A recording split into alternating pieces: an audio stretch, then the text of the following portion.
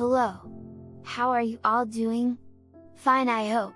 In today's video I brought workplace drama stories, so if you could subscribe, like the video, and share what you thought of the stories in the comments, it would make Cabbit's day. Let's get into the first one. You want it fast?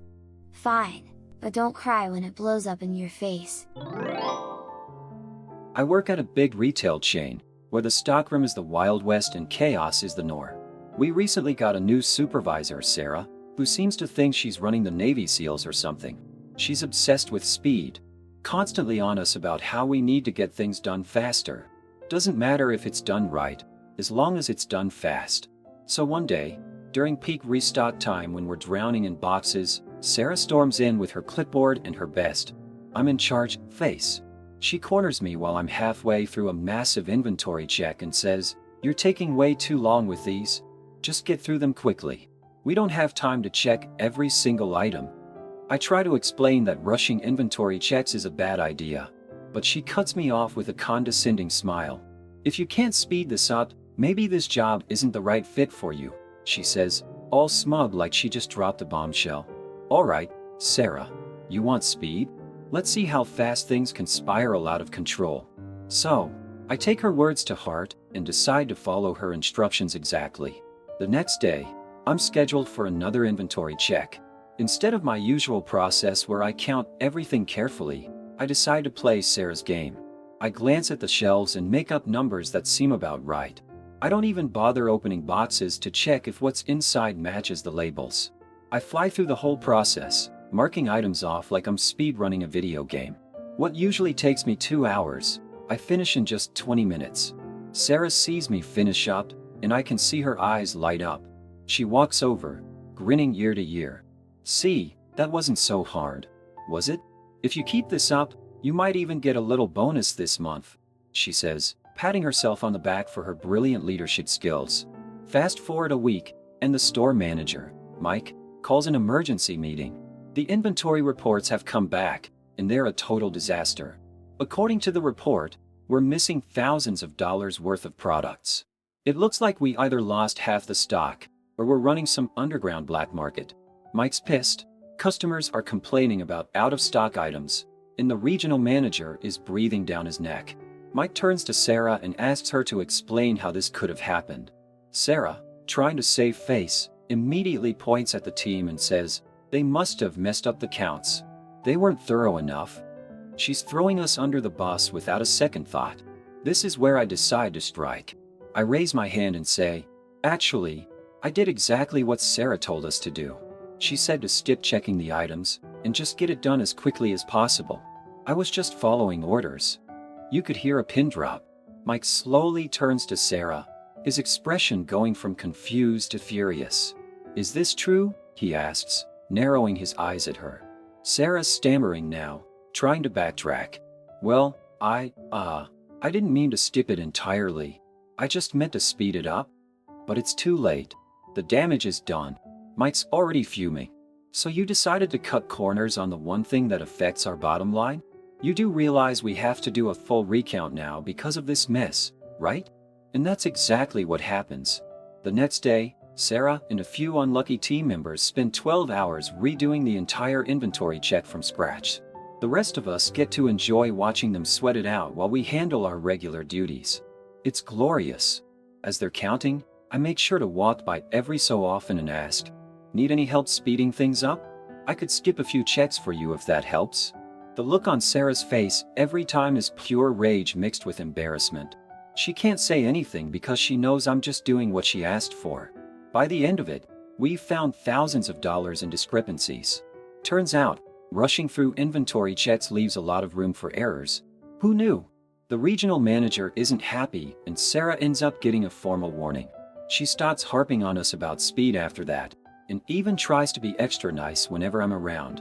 Guess she realized that maybe, just maybe, some tasks shouldn't be rushed. The best part? A couple of weeks later, I get a small bonus for outstanding attention to detail and helping fix the inventory mess. Oh, the irony. Sarah couldn't even look me in the eye when I got the bonus slip, and every time she walks by me now, I just give her a friendly smile and say, "Don't worry, boss. I'm working as fast as you want." You know, sometimes people have to learn the hard way that shortcuts can lead to some pretty big messes. What do you think? Did Sarah get what she deserved, or was this all just a little too petty? Let me know down in the comments, and let's hear the next story. I work at a gas station in Oregon, with half the pumps being self-serve and half being mini-service, which means that we're there to pump your gas for you but not obligated to do anything else, like wash your windshield. But we do when we're asked to be nice. There's this lady that comes in almost every day and gets like $5 or $10 worth of gas. Asks us to wash her windshield and never tips. She's really weird about it, like it's her little power trip. Last time she was in, it was raining, and she still smugly asked me to wash her windshield. And being hardcore customer service guy, I did. But then I thought twice about it after the fact. I go that length for nice folks, but she's not nice. She's bitchy and whiny and weird. So the windshield lady comes in today and hands me $9 for gas, and then as usual asks me to wash her windshield with a smug look on her face. I said I would, but then by the time I got back out, there were a good 8 cars on the pumps. I told her I'm sorry, I can't do your windshield right now. It's too busy. Well, she gets really snotty with me and has me stop the pump, which means that since she paid cash, she needs her change. Okay, you'll get your change. I went inside and told my coworker I needed the change on pump 2, but made sure to vend extra pennies from the safe and put 50 of them in there, loose. He looked at me like I was crazy, but then I explained who it was for, and so he gladly handed me over the change. By the way, we have to wait in line inside the attached convenience store with other customers to get change for gas, because our pump guy often does not have their own till open for a shift. So as I was standing in line to get the windshield lady's change, she came inside and was deaf glaring our other customers, and then must have seen me waiting and went back out to her car. She was already getting snotty with me the moment I walked back out to her car, so put the $3 bills in her hand, and then an absolute cascading assload of pennies and a few nickels on them. Sorry, we're short on silver, I said. The look on her face, that was the most satisfying use of pennies ever. She sounded like Mr. Lombard Milton from Office Space. She was still stuttering when she was driving away, and I didn't listen to or identify a single word she said, hoping this will discourage her from coming back. But if it doesn't, then we will once again have a shortage of silver change. Because alas, that is the economy that we are in. Times are tough. You know, sometimes people forget that kindness goes both ways. Do you think our friend here was right to serve up that sweet penny revenge, or was it too much? If we want your input, we will ask for it. Period. A few months ago, a new business investor at work came on board as a manager, and he has been an absolute hard ass. He is cracking down on anything he considers to be a waste of time, and he is unforgiving. After a week of watching us work, he and the other managers held a company-wide meeting to iron out some wrinkles in the company that he observed since he started. It wasn't an open dialogue though. In fact, that's one of the things he wanted to wrinkle out. It was essentially just 20 minutes of, it's our way or the highway, deal with it. The line, if we want your input, we will ask for it. Period. Really stuck with me though, and it was made abundantly clear afterwards that it was directed at me. The company has had a big problem recently with employee turnover, and I was in the position to know why, since I interact with everyone through my role. Essentially, people are quitting because the work they were doing wasn't what they signed up to do. The phrase, if I knew this is what I would be doing, I wouldn't have accepted the job, was a common sentiment.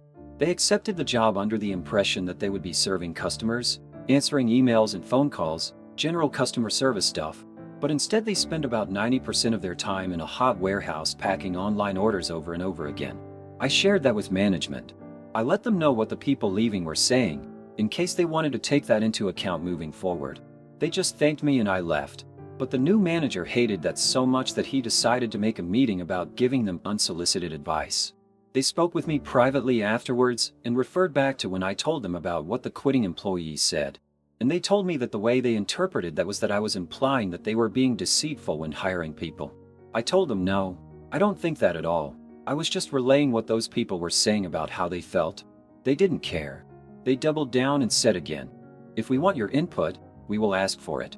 Period. That's how I knew it was directed at me. I asked them for clarification, like what constitutes advice or input, and the new boss said, Unless you are asking us a question about the work you're supposed to be doing, we don't want to hear it. We don't want your opinion on how you think we should handle situations. We don't want your ideas on how you think the business can be better run. And we don't want gossip about what other people are saying about us. Just focus on your job. Fine then. I'll roll with that, no problem.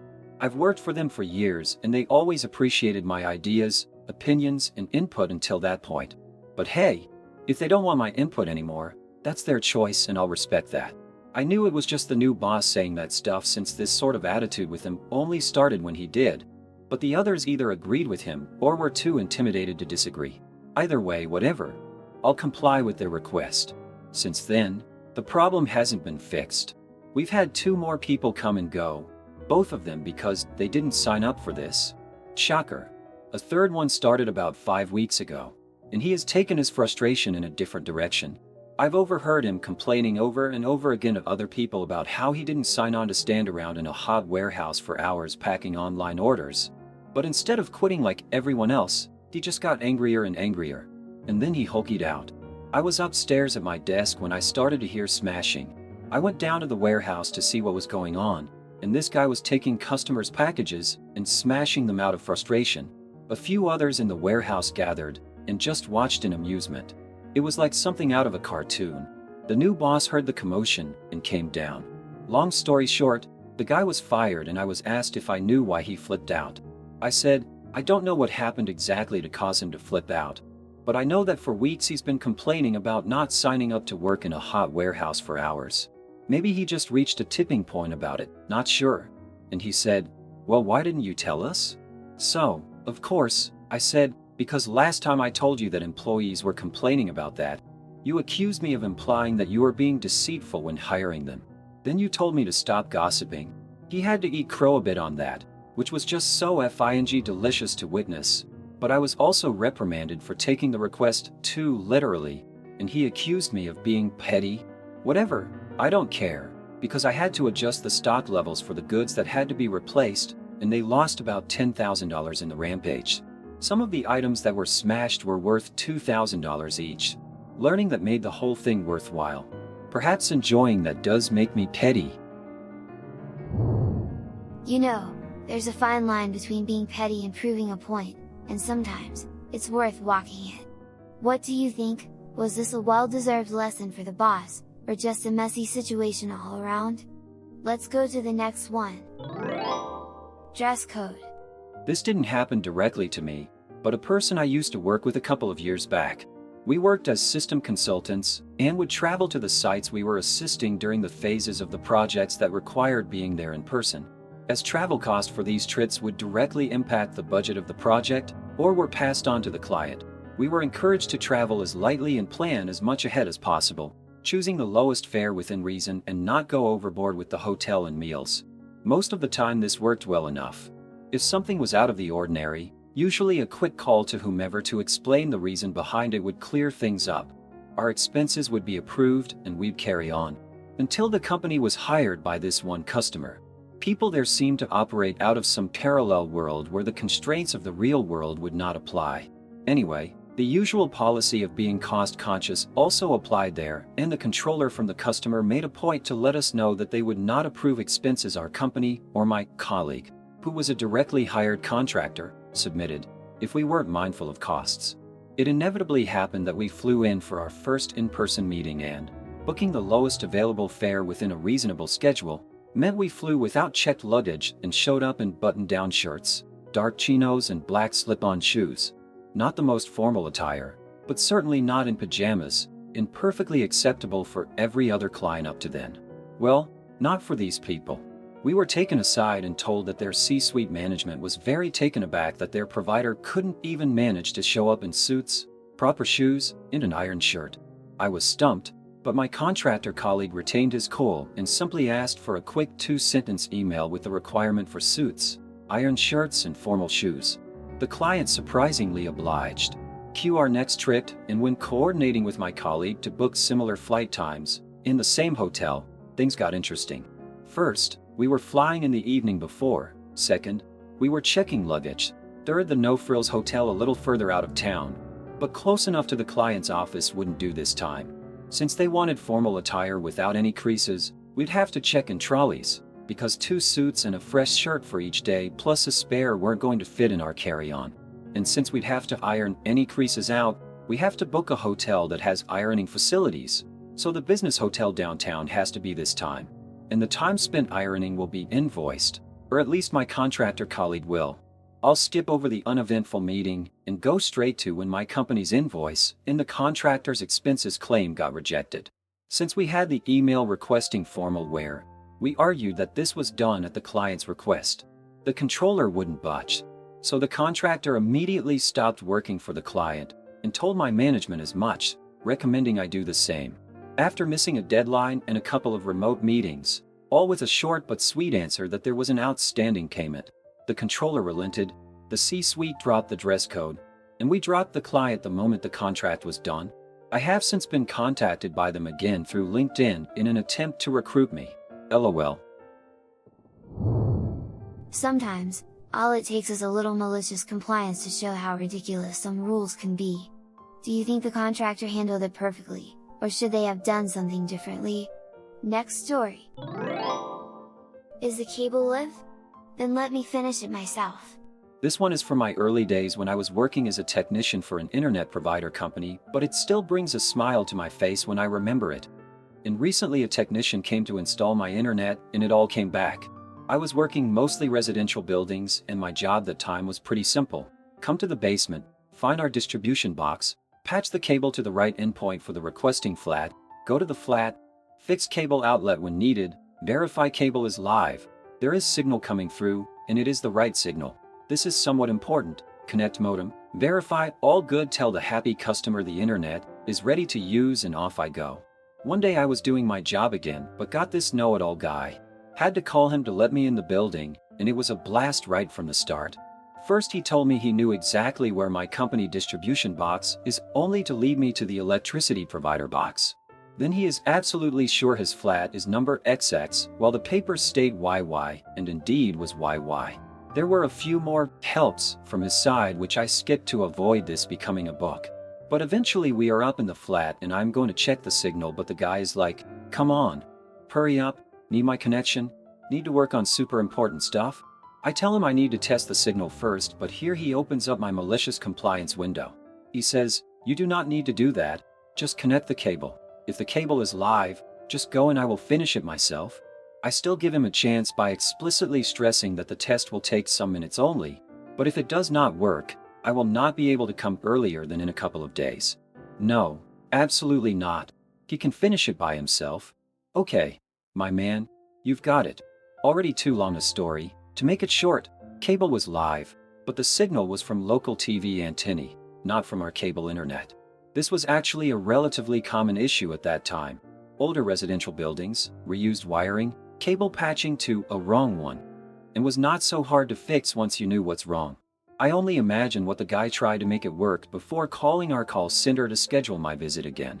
What I know is I came to the flat 3 days later, only to be greeted by his lovely wife who made me some tea and thanked me for being kind and fixing the problem. To come to a closure, when a technician came to install my internet a few days ago, I made him some tea and told him to take his time and do all that's needed. We had a little chat and guess what? The process and issues are still the same, and recently he was telling his junior colleague why checking if cable is live is not enough. Well, that's all for today's story, friends. If you enjoyed hanging out here on Cabbit's couch, don't forget to hit that like button and subscribe for more wild tales and juicy twists. And hey, I'd love to hear your thoughts. What would you have done in this situation? Drop a comment below, and let's chat about it. Until next time, stay comfy, stay curious, and I'll see you soon.